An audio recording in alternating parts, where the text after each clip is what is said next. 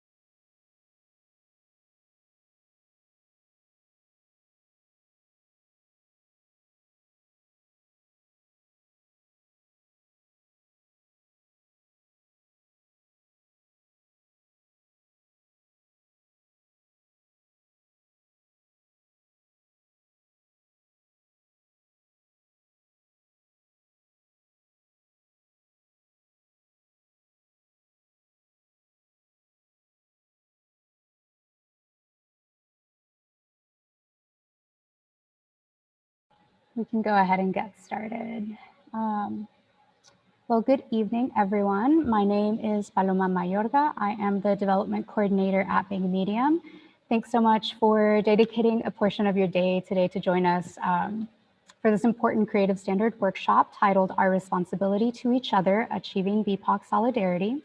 Tonight, we're delighted to welcome Six Square, Austin's Black Cultural District and nonprofit dedicated to improving the quality of life for African-American residents through preservation of historic Black spaces, artistic cultivation, and by serving as a catalyst for social and economic development. Leading tonight's workshop is Six Square's Pam Benson Owens, Interim Executive Director and Bridge Builder, Regine Malibiran, Director of Programs and Innovation, and Lauren Juveras, Project Coordinator at Six Square. As we move through tonight's conversation, if you have any questions, please feel free to type them in the Q&A box and we will address them toward the end of the workshop. So now, without further ado, I'll hand it off to Regine so you all can get started. Hi, everyone. Good evening. Just wanted to echo Paloma's sentiments. Thank you so much for spending a portion of your day with us today. I know we're all Zoom fatigued. Hopefully we're on the back end of it now, but definitely appreciate y'all showing up today. And also shout out to my colleagues who wore really cute lipstick and then didn't tell me before I got on the Zoom. This is one of the pros of working with a bunch of amazing women. So thank y'all so much for joining us. And then Paloma, I know I sent over the deck beforehand. I don't know if it's being shared to the rest of the attendees. I'll get that shared. Let's see. Perfect. All right. Awesome. And then Paloma, is that you or is it Andrew that's our clicker today? I'm going to be your clicker today. Okay, awesome. Yes, so as Paloma mentioned today, just Coca Trevino, who's the program manager, director of programs at Big Medium, invited Six Square to do a creative standard workshop. And originally, like we had discussed, like what we wanted the topic to be, whether it was going to be about like storytelling when it comes to telling marginalized stories, or is it going to be like, like an academic development perspective when we talked about our workshop. But then, the Atlanta shooting happened before I was able to confirm the topic with Coca. And then, at that time, for me personally, as an Asian American woman living at the intersection of several different oppressed identities, being able to do work with brilliant and inspiring and motivating Black men and women, like this, we had to do this. Like we had to have this conversation about the importance of solidarity across communities of color, and how that's been necessary for generations. But now in 2021, with everything that's happening with the proliferation of social media, it's like you can't not stare at it in the face.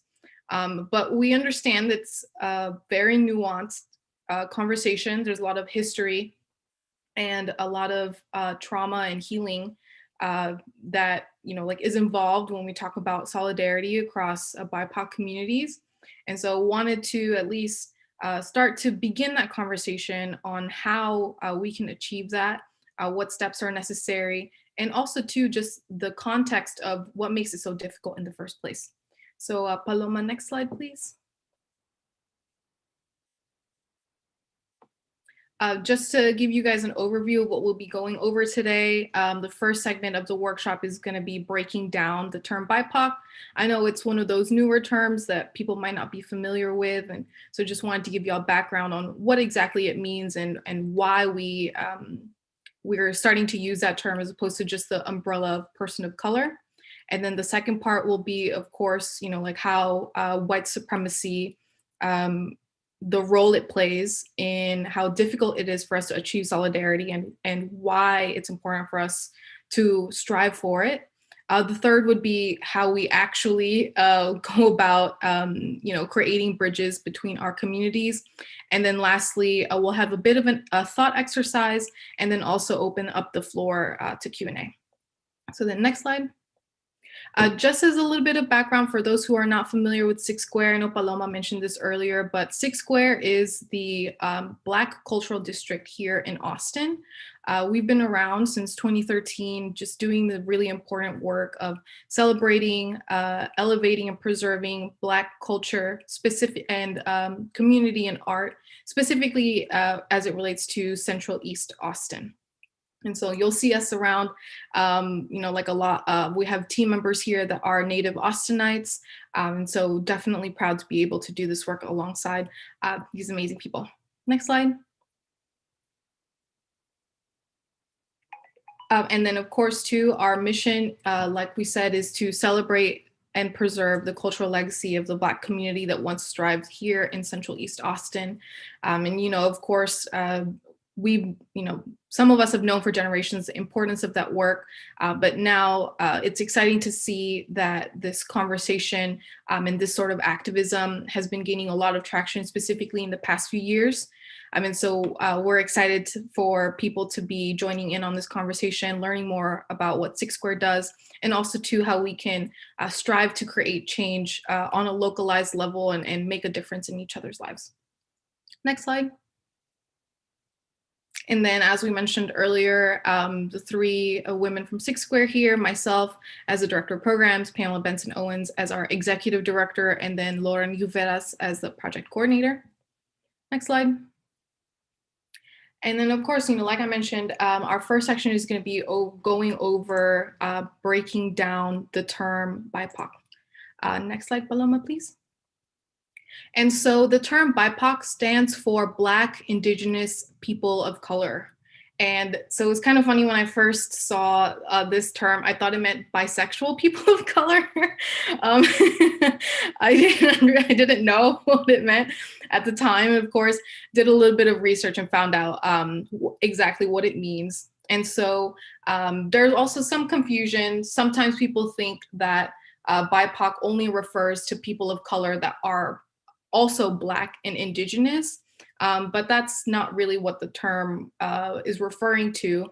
The relevance of kind of separating or delineating Black people and Indigenous people from people of color is a very uniquely American context, because of the particular ways that Black people and Indigenous people experience oppression in America. Modern activists have found it necessary to separate it from that umbrella of person of color, so that we may be able to recognize those nuances and those differences between and also within this larger community of color here in the United States. And so, one of the criticisms around the term person of color is that it might erase sometimes the nuanced and kind of deeper ways that Black people and Indigenous people experience racism and oppression. And so by separating Black and Indigenous from that umbrella term of people of color, then we're able to acknowledge and recognize that difference. Next slide. And so just reiterating, one of the challenges that we have when it comes to achieving solidarity is that we can't all group everybody's struggles and experiences and identities around an umbrella term, because, of course, on some level, there's a power in joining together. But then when terms like person of color become really mainstream, they become overused and diluted. And so that's why it's important to separate out Black and Indigenous, so that we're able to really be specific about those differences. Next slide. And so then when we talk about the differences between how people of color in general, and then how Black people, and I'm specifically referring to Black people because that's the community that Six Square's work centers around, there's an umbrella term of racism. And so, I would hope if you guys are on this call, you know what racism means. But just as a refresher, racism is a belief that race is a fundamental determinant of human traits and capacities, and that racial differences produce an inherent superiority of a particular race. And so all people of color, all communities of color experience racism on some level here in America. What is particular within that larger scope of racism is anti-Blackness. And again, the distinction is important because like a South Asian person might experience racism, like in terms of being judged because of their religion, because like if they're practicing something other than Christianity, they might experience religious racism in that regard. but anti-Blackness is specific to how Black people experience it. Like a South Asian person is never going to experience anti-Blackness. And in the context of America, with the centuries of slavery, first off, and then the effects of slavery that we're still dealing with today, it's important to have that nuance, because there is a deeper level of structural racism that Black people experience that other communities of color will not necessarily ever have to contend with, unless they themselves, of course, also identify as Black. Next slide. And so then, of course, like, how did we even get to this point where we have to delineate between Black, Indigenous, and people of color, where we have to delineate between regular old racism and the particular brand of evil that is anti-Blackness? And of course, the answer to that is white supremacy. Next slide. And so here in the United States, we live in a society with a white supremacist racial hierarchy that places Black people at the bottom. And one of the ways that white supremacy maintains a status quo is by painting Black people as inherently inferior. And it justifies the way it treats Black people by generalizing them as inherently violent, which is like a practice called Black criminality. And so it's important to note this, because when you're referring to non-Black communities of color living in America, just because we're people of color doesn't mean that we're immune to anti-Black propaganda. Like, being here in the United States, we have to actively try to undo what this white supremacist society tells us about Black people. And so a recent example of Black criminality is the media focus on the violence and looting during last summer's protests, or really whenever there's, like a major protest by Black people, despite the fact that majority of protests that Black people participate in are peaceful. And when they do get violent, that violence is often instigated by the police. And so unfortunately, non-white media platforms also perpetuate this myth of Black criminality, because white supremacy spread anti-Blackness globally throughout imperialism and colonialism. And so what Black criminality, that concept of it, allows society to do is turn non-Black people into scapegoats and present an excuse as to why they are kept at the bottom of the racial hierarchy and what they experience while they're in that position. Next question, next slide. And so when we start then talking about the relationship between communities of color here in the United States, like, it's important to note that anti-Blackness, once again, is not unique to the US, because colonialism and imperialism spread anti-Black ideologies throughout the world, which is why part of the reason why non-Black communities of color, even if they haven't, kind of fed into this American brand of anti-Blackness, there is already a level of internalized anti-Blackness that they have absorbed from their home countries. And also too, when non-Black immigrants of color arrive here in the US, they're forced to compete in a system where only rich and elite white people can be the winner. And so that reinforces a scarcity mindset within and between communities of color, where in order to succeed, one must assimilate into the dominant oppressive culture. And so, like, there's immigrants that are coming with the internalized anti-Blackness from their home countries because of colonialism and imperialism. Then they're fed more anti-Black propaganda once they arrive to the US. And so there's kind of that side of the conflict. And then the other side of the conflict is that Black Americans are socialized into thinking that immigrants are foreigners that don't belong and are stealing whatever limited resources that Black people have access to. And that perception then ignores the fact that, like, imperialism and colonialism typically are the cause of the immigration of people of color into the United States in the first place. So all of this is a problem created by the same force and perpetuated by the same force. And so white supremacy then, in essence, makes us compete with each other in order to distract us and exhaust us from our true enemy. Next slide. And so one of the most common manifestations of competition and distraction between communities of color is the concept of a model minority. In the 1960s, during the civil rights movement, white liberals intentionally wielded the model minority myth as a response to the progress that Black people were trying to create. They pointed to affluent Asian Americans as an example that the oppression that Black people face is merely a result of their individual choices as opposed to a structural consequence of anti-Black racism. Because inherently Black people are going to be behind in this country because they experienced slavery for a couple of centuries. And then after that, the system trying to correct itself once we abolished slavery.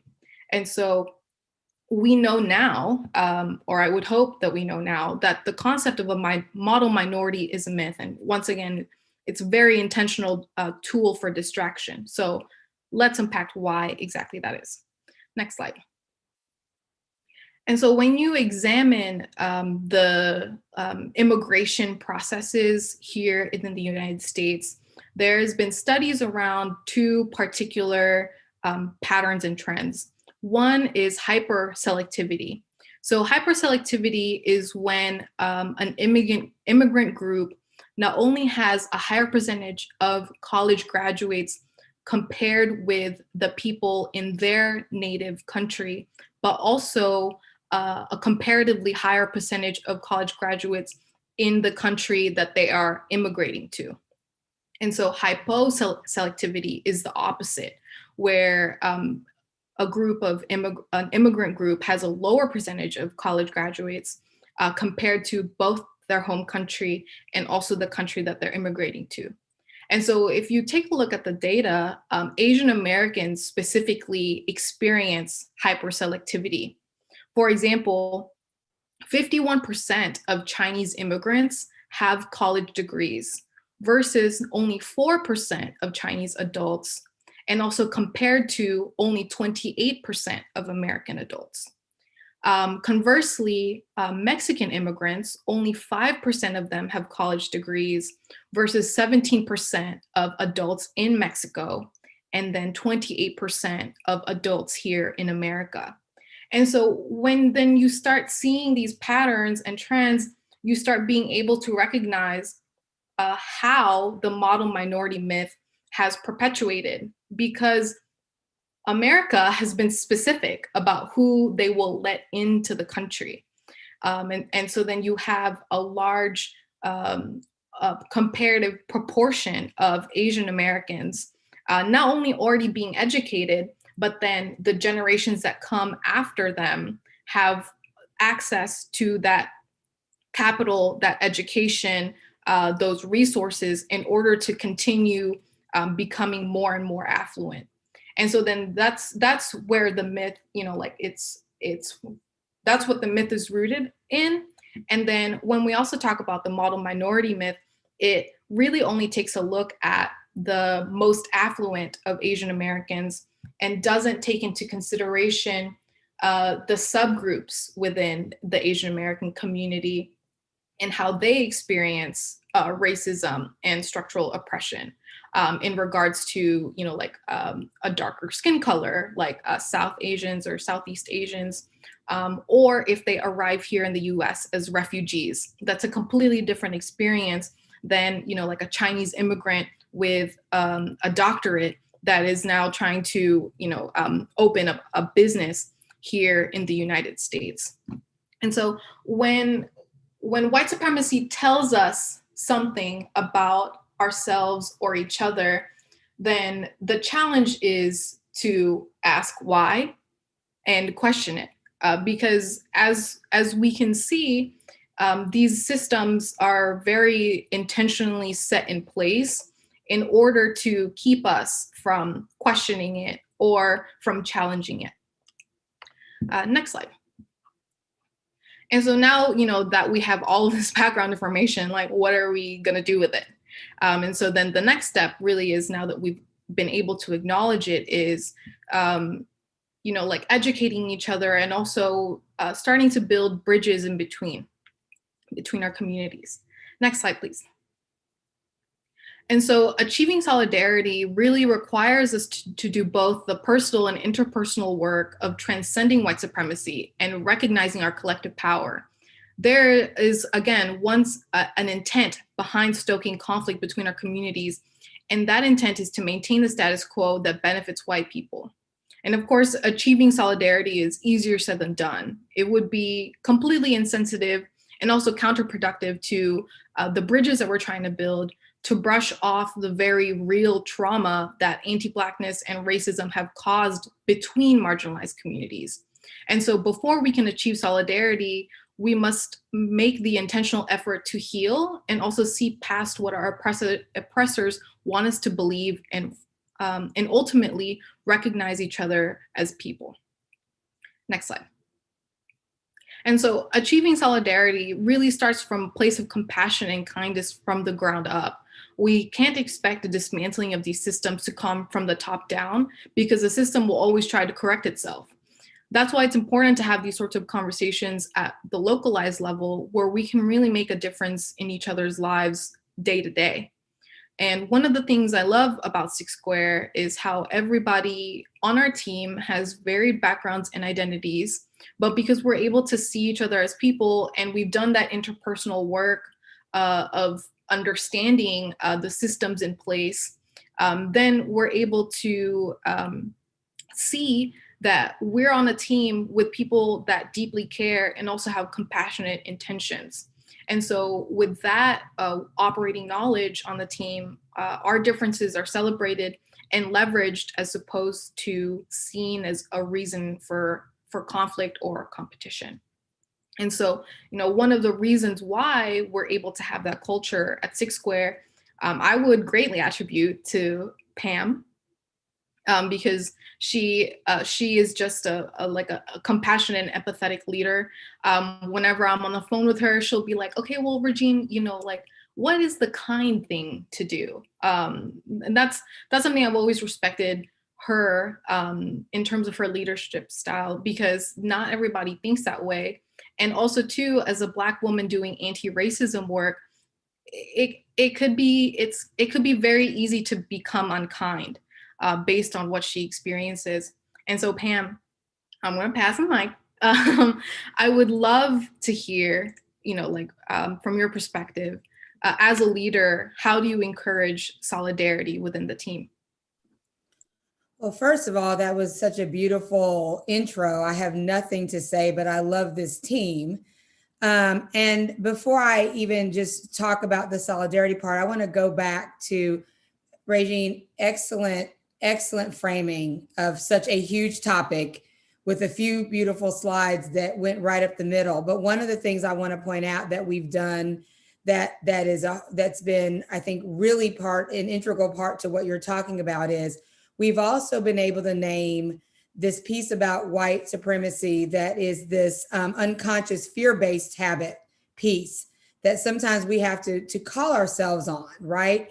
And so some of those fear-based tactics of white supremacy are things like rugged individualism, or either or thinking, or power hoarding. Like, we've really gone up the middle on that's some white supremacy stuff that we've been conditioned to think. So I think that's also important when you're thinking about organizations and the scarcity mentality versus the abundance mentality. That's a big piece of it. We've had to name in real time, oopsie, I was conditioned on that one. That one creeped up on me. This is what's occurring. That was unconscious. So we've had to practice our way to that. And I think what now feels interesting to me is I talk to other leaders, we have those conversations on the regular. It informs how we do our work, how we treat each other, how we operate in the space. And I'm realizing more and more that other organizations aren't necessarily having those conversations. So this foundation you've provided is important. Solidarity is not a one-time act. Solidarity is an ongoing intrinsic commitment for everybody to have space. And you can't do that passively. And when you just said, Pam, you always talk about what the kind thing is to do. I'm glad you said that, because I do not ever care much about the nice thing to do. Nice is a slow, deceptive gangster. It is passive, and it's what we are trained to do because we care about what people think. Kindness, however, is intentional. It is mindful. It looks at the greater good. So I purposely use kindness in that way. People are passively nice to me all the time, and then they make it hard for me to be a Black female. And I don't mean conditioned Black, I mean Blackity Black female leader. So I'm not particularly excited about nice, but I am deeply committed to kind. And I do believe that is the bridge and path toward real solidarity. For sure. And that's something that activists from all different backgrounds and also leaders have said this whole time. It's hard to do the work of divesting ourselves from the perceptions and generalizations that our white supremacist society will teach us about each other. And that leads to, of course, not just prejudice and microaggressions, but it also does lead to conflict between and within our communities. And so I personally, as a non-Black woman working with Black people, I would never want to diminish the pain and the trauma that comes along with Black people experiencing anti-Blackness from other people of color, because when that happens, then it feels like a betrayal. You would expect that from the people in power, but it hits different when it's somebody that you felt like you shared like a bond or a safe place with. And so I think that is why it is so important to approach it from a place of kindness, because not only does that allow us to recognize really what the other person has dealt with, what their lived experiences might have taught them, and the sorts of defense mechanisms that they've had to cultivate because of their experiences within this society. It also allows us, I think, to recognize like our own place in that process, and what it really truly means to be, like a kind and thoughtful and compassionate human being that's trying to make the world a better place. And so I really appreciate that perspective, Pam. And like I wish more people would have that perspective as well. But that's why we're having this conversation and why it really is so important. So next slide, please, Paloma. Now that we've kind of set the tone and prep this context for the audience, something that I would love to hear from you guys, whether that's in the chat or if you'd like to unmute yourselves, just starting a conversation about what are maybe some beliefs that you hold or are letting go of, that this workshop has challenged. What opportunities to build community have come to mind? Have you been inspired to act on? And then also to you, what does it look like to challenge white supremacist distractions within your own life? Wow, we tackle those questions all the time. Yes, absolutely. I mean, you have to. You have to be mindful. It's ongoing, but I was also going to say to you, as people are commenting, that the cultural okie doke that occurs as people of color are divisive and believe other things about other people of color. One of the tools that's often used is comparative pain, right? instead of just letting both experiences be valid and stand on their own, there's this like comparative pain piece that enters in that by design further works to create that divide, and makes solidarity so much harder. And comparison is a white supremacy tactic. And so, then it becomes, to the model minority piece that you were talking about. And now we're in this kind of space of like, which group will be next that we can create a divide against who will be the next model minority group. Again, all by design, and our opportunity to educate ourselves and be able to call it when we see it and not feed into that becomes important, because the white supremacy piece is a silent killer. It just is an ongoing silent killer. Yes, absolutely. And, I think I touched on this a little bit too, when it comes to the scarcity mindset.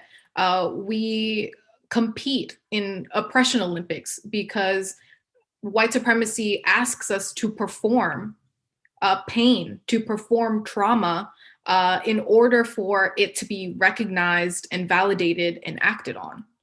So that is very intentional design, like if, and then also too, like what you were saying earlier, Pam, with rugged individualism, painting the model minority as being able to endure, and not complaining and still being successful. And then that then creates a comparison between Black people who of course have been speaking out about the injustice and oppression that they face for the past century. It's like, well, these Asian people over here aren't complaining. Like, what are you complaining about?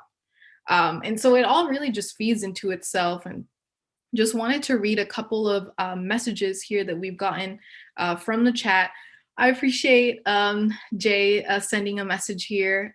Challenging white supremacy starts from the ground up with grassroots operation, and it can start with a unit as small as one's own family. My Chinese family has internalized a great deal of anti-Blackness due to their personal experiences and consumption of white nationalistic media. Yeah, that's real. That is a very intentional consequence of the design of white supremacy. Like I'm not gonna sugarcoat it and say that like my family has always known exactly what to do or what to say or how to handle anti-Black racism in particular. But that's because partly because our country was colonized and imperialized and then told that these are the good people and these are the bad people. And so when the younger generation that is able to recognize that, that has kind of the mental and emotional capacity to say, hey, hold on, like this doesn't sound right.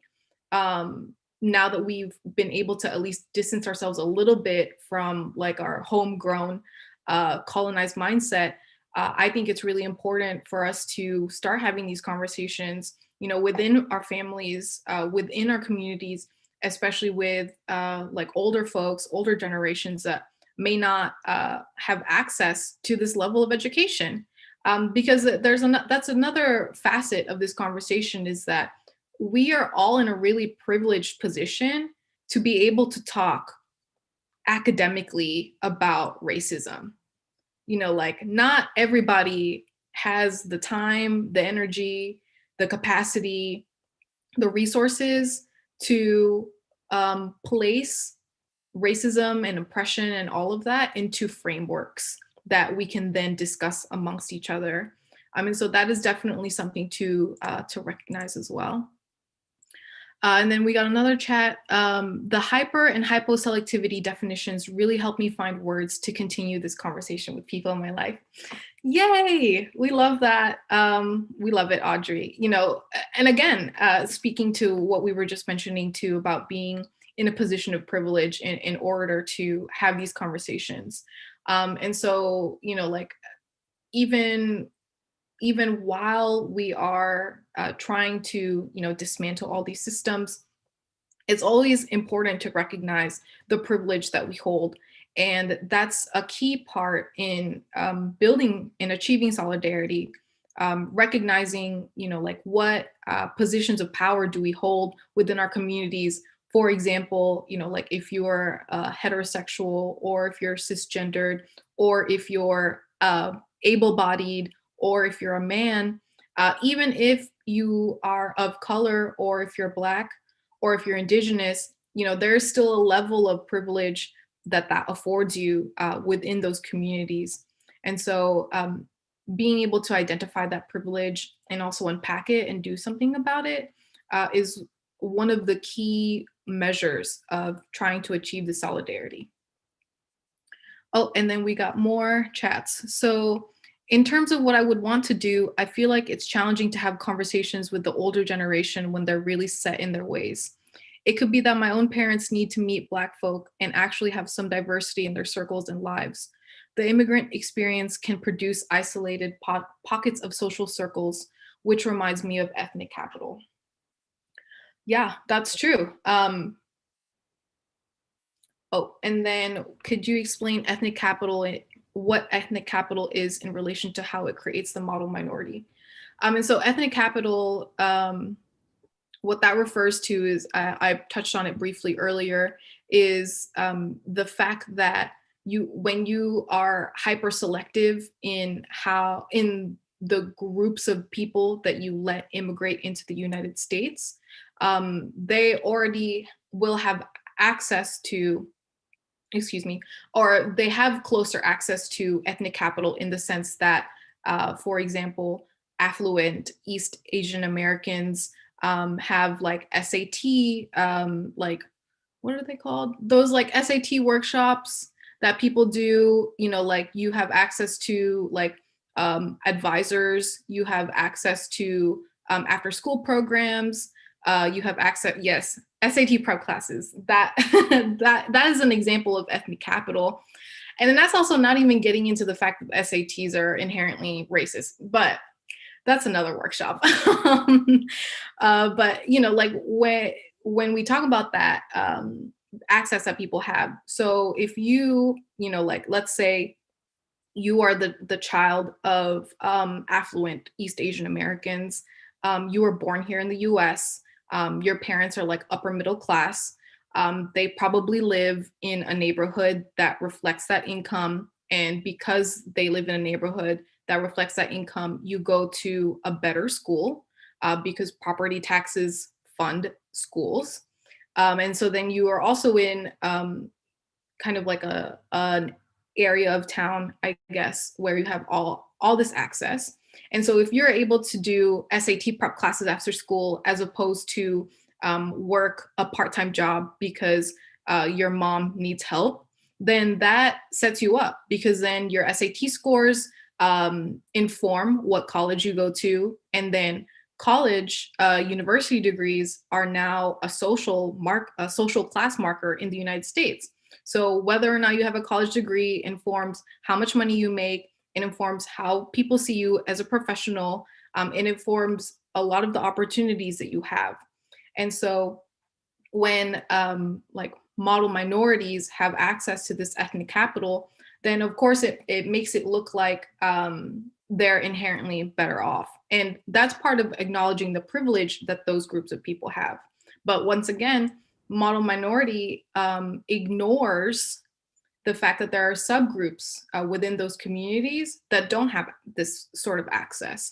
And so once you begin to start unpacking that, for example, like Southeast Asians are like some of the most likely to be deported, like groups here within the United States, and then also to experience colorism within their communities.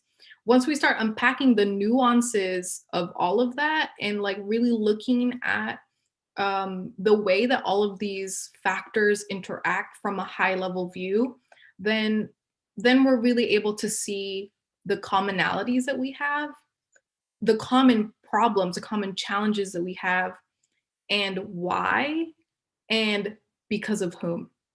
And so again, that's really why it takes so much work to start to unpack it. Regine, can we roll back? I don't want the question about like, how do we approach the elders to go? Yes. We see this space a lot. And so what I would say is, and it took me a while to like practice my way to this, which is I used to walk into those conversations trying to change and convince.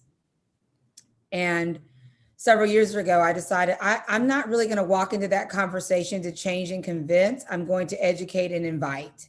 And so I always go into those conversations with our elders, which are important, our parents who have been set in their ways. And let's be clear, for them, it worked. Like their success, like whatever that model might be for you. But the opportunity to say, hey, every time I get ready to engage in those conversations, I say, I'm going to ask people to go into the dressing room and try it on. I'm not going to ask them to buy it. I'm not going to ask them to style it a certain way. I'm simply going to ask them to try it on. And that has really given me some energy saving bandwidth on having those conversations. I never advise people to stop convening those conversations. They're important to have, but maybe reframing your approach to them. You're not convincing, you're not trying to train, you're not trying to prove, you're just trying to educate and invite. And I think when you take it in that realm, because I believe what the most beautiful settings are intergenerational, intercultural, right? So we don't want to start not doing that and not engaging. We miss a really really important voice when we just give up. And that's not the way towards solidarity at the end of the day. Absolutely. Absolutely. And, like it is definitely a very challenging and nuanced conversation, especially to, and of course, maybe Lauren or Pam can speak to this experience within their families. But for me personally, like coming from an immigrant family, how do you tell your family that immigrated here that like survived like all of these things, that the way that they've been doing it doesn't work? Like, how do you, or it's not relevant or it's not applicable anymore? Like, how do you tell them that when the way that they've been doing things has led to their survival? Like, so. Regine, there's not enough time to even, but what I would say is, I always have to honor that survival tactic was helpful to me in my existence, in my path. And so what I try to hold space for that, I understand the relevance and need for that now, but I invite you to consider what it would look like if you opened yourself up to other opportunities, other perspectives about how it is now. I don't want to draw the either or, which is a white supremacist notion. I want to draw both and what you did then and what is occurring now. But you have to practice your way. And there are times when I'm like, forget it. I'm tapping out because it's such a long road. But I never want us to be in the space of the very things that we experience in our work all the time as a team. Alienation, having to over-explain it, have to validate, overcorrect, overfunction. I don't want to perpetuate that. So I'm really conscious about that. And you have to realize too that, at a certain point, the resiliency of our people, and I mean our collective BIPOC people, we've lived in it so long, it starts to feel abusive. We don't want to perpetuate that, with the people that have brought us this far, parents, otherwise. So I think it's a really delicate dance and you have to be willing to be patient. Lauren, what's your take on it?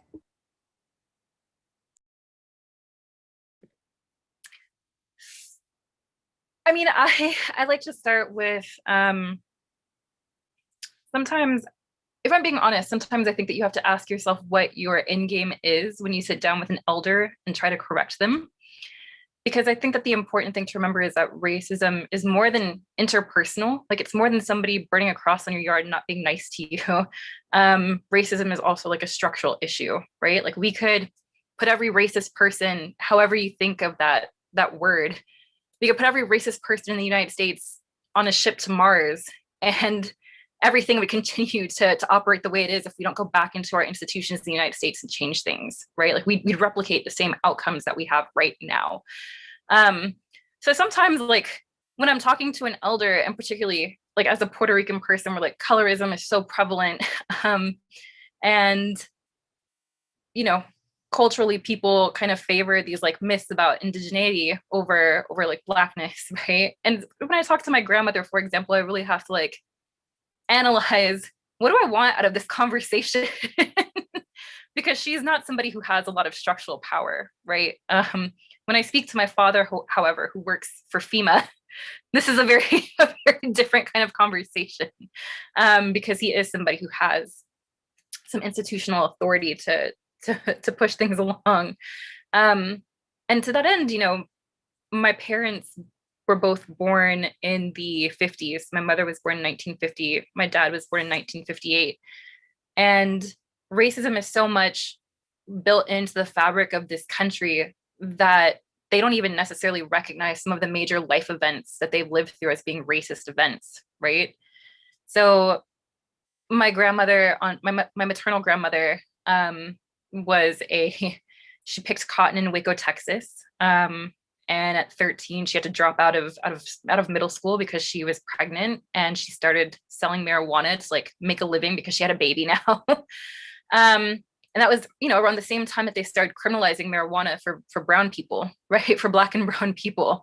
My dad joined the military in 1968, the same year that some very notable figures of the civil rights movement were assassinated. But also the same year that Black military members became eligible for veterans' rights, right? Like for some of the benefits that like white veterans had always had access to, like housing loans and Pell Grants and things like that. And so sometimes when I talk to my parents, I have to remind them that these things kind of feel so everyday because they are, but that doesn't mean that it's not an issue. I mean, I think that really speaks to the opposite. And that's where I try to start with them, is to tether them to like, what can you do? And why is it important? And how have their lives been shaped by racism in ways that feel completely ordinary and unremarkable? Yeah. No, absolutely. And I love that perspective that you had, where it's like, let me think about like, what is my end game here? Because another part, when we're considering kindness and compassion, it's also to ourselves, right? We don't run on an endless supply of like anti-racism juice. Like, we don't, unfortunately. White supremacy would have been gone, I think, if we did, but we don't.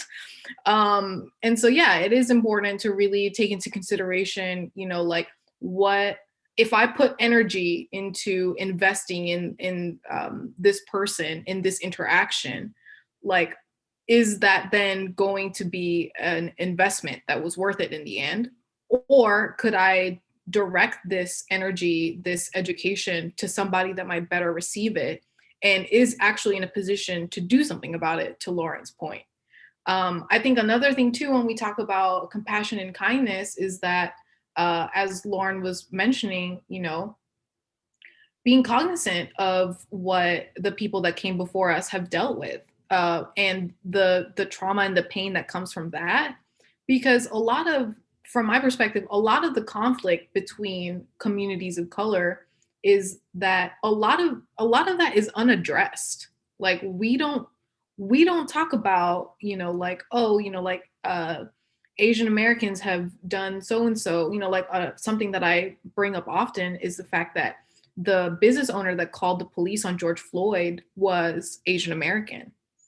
And so that is a nuance, that is context to what we're dealing with now.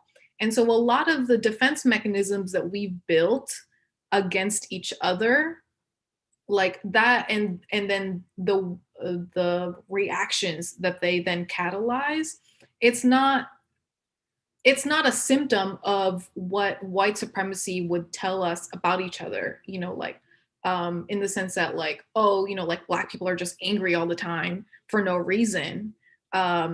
It's a consequence of the pain that they have had to endure. And so when we look at it from that context, like, of like, hurt people, I know it's really cliche, but it's really applicable in this situation, and so that is why it is so important to recognize what people have gone through, what their lived experiences have told them to stay away from, or to defend themselves from, or to fight against. And that's definitely a, like a nuance when it comes to talking to elders, because, very often, like, we don't know, because their defense mechanisms have maybe had them compartmentalize it to the point where they're not even really cognizantly thinking about it, but it's still the ingrained reaction and the ingrained perception still informs the way that they move as well.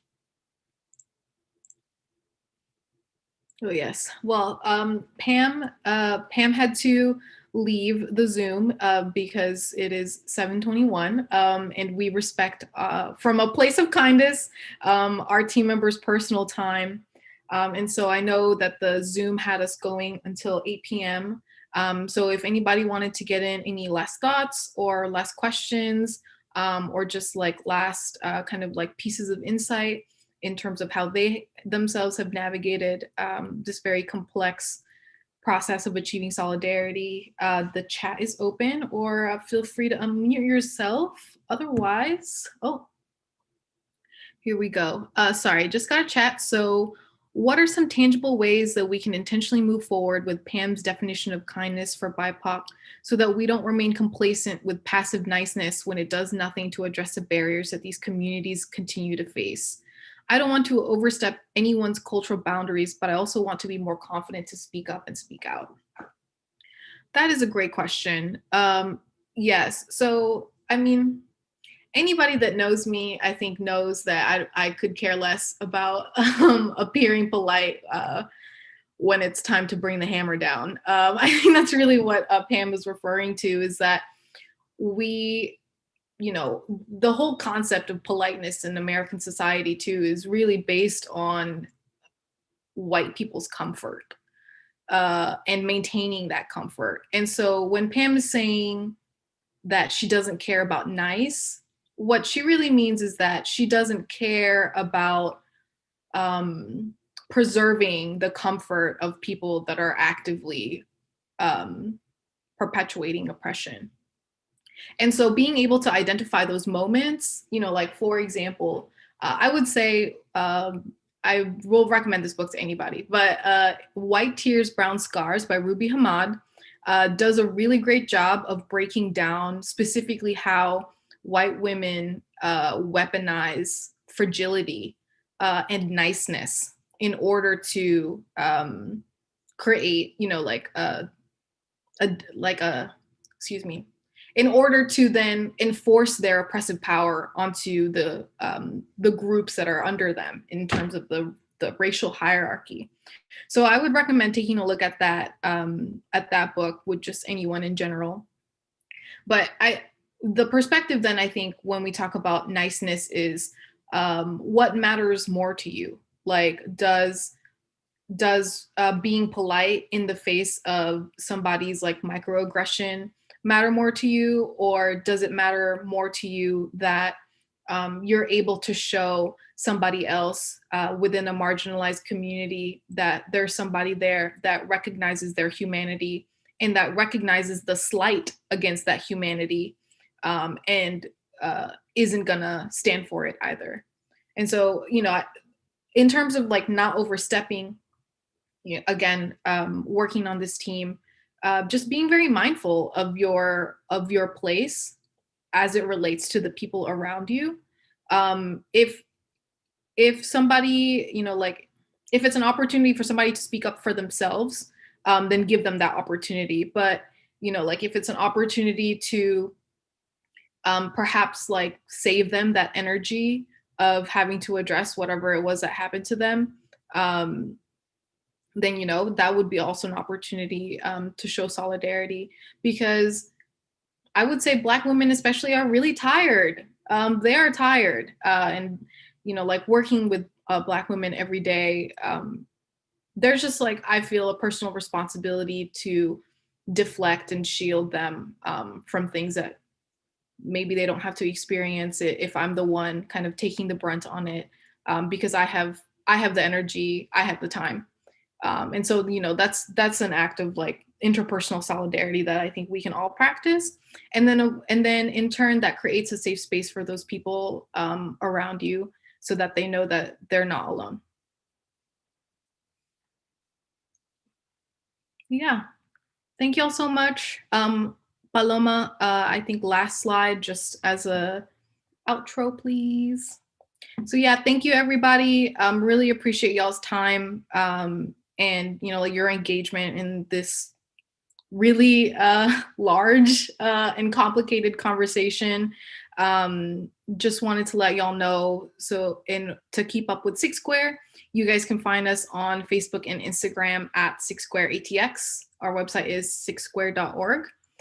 We have, programming like this pretty regularly. If you take a look at our Facebook page, we have a recent video unpacking Black masculinity that Lauren ran. And so that would be, like another opportunity for you guys to continue kind of your anti-racism education in a really nuanced way. So if you'd like to check that out, please do. And then, of course, keep up with us on social media. We have a couple of exciting programs coming up. Primarily, we have a festival June 4th through 6th called Beyond the Square, which, really, again, it's our flagship festival every year, just really aiming to celebrate, preserve, and elevate Black cultural arts and Black people here in Austin. Just reminding everybody of what talent lies here in our backyards. And then, of course, too, in June, Juneteenth is coming up, June 19.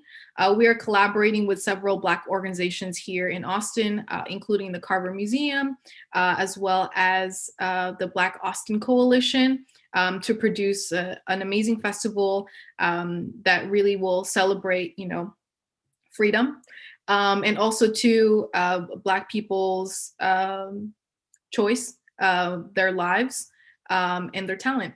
And so, yeah, thank you, Jaime. We really appreciate y'all being here tonight. And yeah, just keep up with us, and we hope to see y'all around. Awesome. Well, thank you so much, Regine. Thank you, Lauren. Thank you to Pam as well. This was a really great workshop and a really thoughtful conversation. And thank you to everyone who took part and listened in tonight as well. If you guys don't have any final words, I can go ahead and do some announcements for Big Medium. Yeah, you got it, Paloma. Okay, cool. So tomorrow morning at 11 a.m., we have our coffee chat with Zach Sulch and Natalie Earhart for Almost Real Things. And I invite everyone to join us then. And then this weekend is also the last chance to visit Wildlife by Manik Raj Nakra. One of his pieces is right behind me. And yeah, this is the last weekend to see it. So please be sure to schedule an appointment so that we can continue having the socially distanced gallery visits. And you can learn more about those two opportunities on our website. So that is bigmedium.org. And I think that's it for announcements. Yeah, thank you again, Regine and Lauren, and thank Pam for us when you see her tomorrow morning. Yeah, of course. Thank you, Big Medium. Really appreciate y'all holding the space for this. You've always been an amazing partner in Six Square, and really excited to keep doing this work with you. Awesome. Us too. Thank you. Yeah. Bye.